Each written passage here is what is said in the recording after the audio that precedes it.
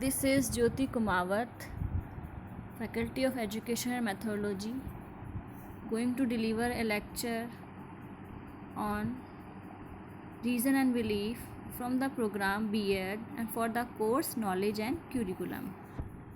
First, I explain what is reason actually in B.Ed program. Reason is the capacity for consciously making sense of things, applying logic, establishing and verifying facts, and changing or justifying practices, institutions, and beliefs based on new or existing information. Reason or reasoning is associated with thinking, cognition, and intellect. Reason, like habit or institution, is one of the ways by which thinking comes from one idea to a related idea. For example, it is the means by which rational beings understand themselves to think about cause and effect, truth and falsehood, and what is good or bad. It is also closely identified with the ability to self-consciously change beliefs, attitudes, traditions, and institutions, and therefore with the capacity for freedom and self-determination.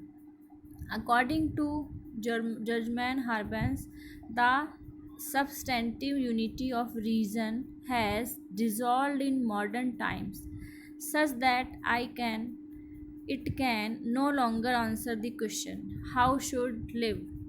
Instead, the unity of reason has to be strictly formal or procedural.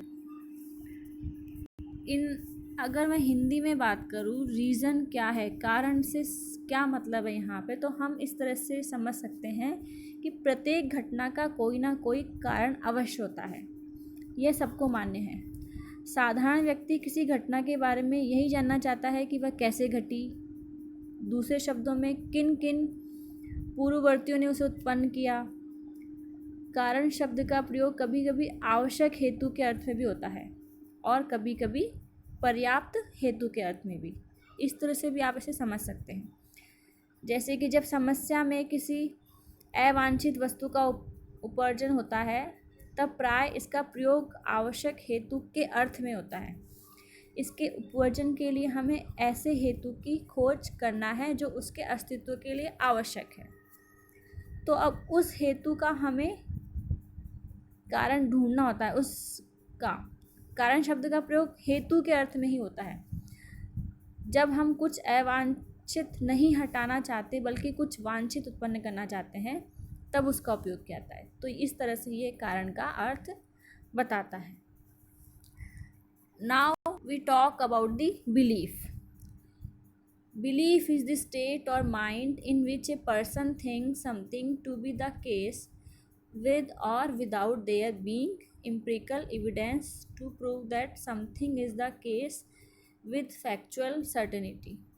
Belief is mental representation of an attitude positively oriented towards the likelihood or something being true.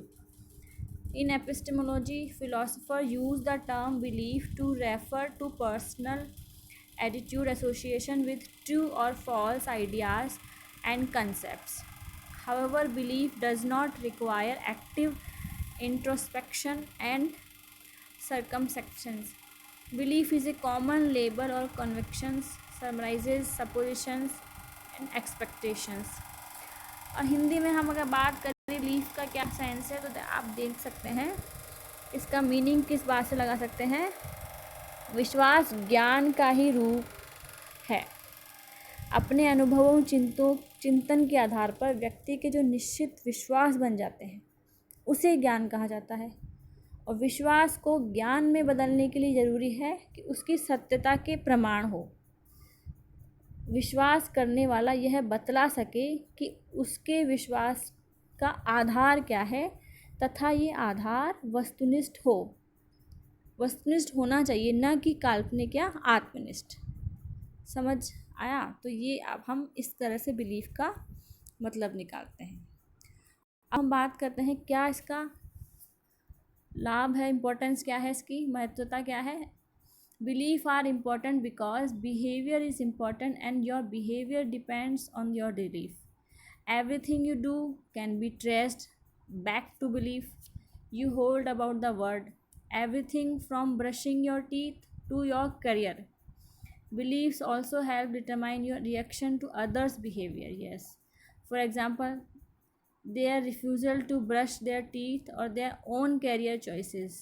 All this means that beliefs are not an entirely private matter. Even beliefs you try to keep to yourself may influence your actions enough to become a matter or legitimate concern of others. Now, what are the difference between reason and beliefs? हम किस तरह से इनको अलग कर सकते हैं? Listen, reason associate with psychologically components, okay, but whereas belief associated with the philosophical components. Reason make scientifically whereas beliefs make not scientifically. उसमें सत्यता ज़रूरी है.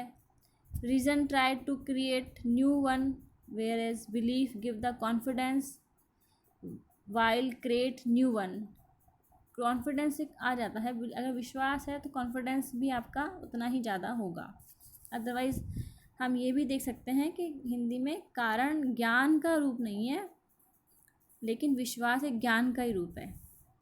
कारण किसी घटना के उत्पन्न से होता है, विश्वास व्यक्ति के अनुभव चिंतन के आधार पर बनते हैं, निर्मित होते हैं.